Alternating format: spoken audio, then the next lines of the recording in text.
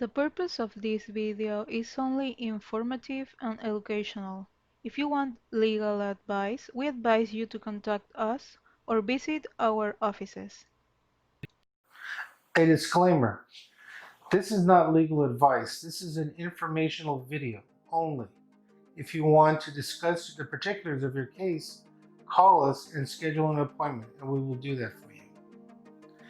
Now, there are two types of divorces in California. There are contested and uncontested divorces. In an uncontested divorce, the parties agree, and these cases are usually much easier, but because of COVID and other reasons, it will still take you anywhere from 6 months to a year to resolve that, if not longer.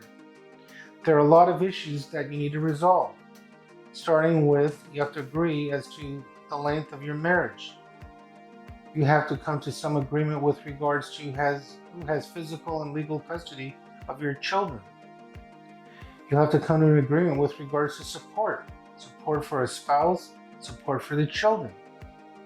You'll also have to come to an agreement regarding a myriad of community property issues, including what are you going to do with your house? What are you going to do with your retirement benefits?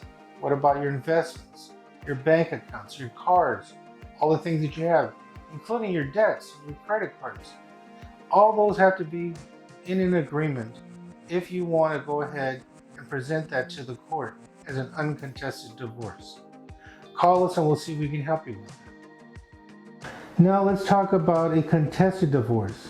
If you cannot come to an agreement with regards to the various issues we talked about, custody of the children, division of the property, spousal support, then what you'll have to do is you have to litigate them. And that can make your case complex, and that can also straighten out the case to anywhere from 1 to 2 years, if not more, depending on how much you want to fight the case. For example, you need to come to an agreement with regards or litigate the issue of child custody and child support.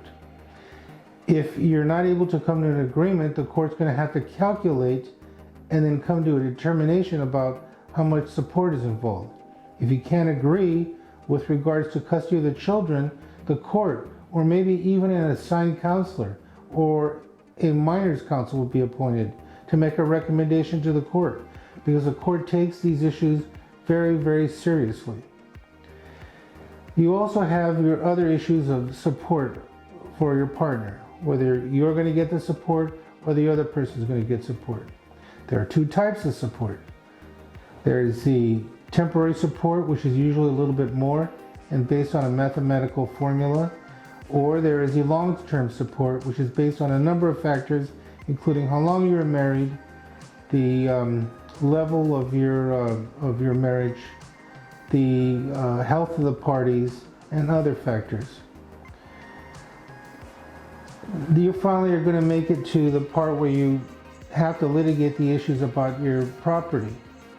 What's going to happen to the house? Who gets to stay there? Does it have to be sold? How much is it going to be sold for? And whether or not you get credit for that. A lot of times one person pays for the house and the other person has the means to pay but doesn't pay. You may get credit for those payments. You may also make improvements on the house that the other party didn't make, so you may get credit for that as well. These are things that are known as credits or set-offs, and you need to discuss those with your attorney to make sure that you get your fair share. Don't think that it's simple as saying 50-50. Sometimes it's a little more complicated than that. Also, you need to know what to do with your retirement plans.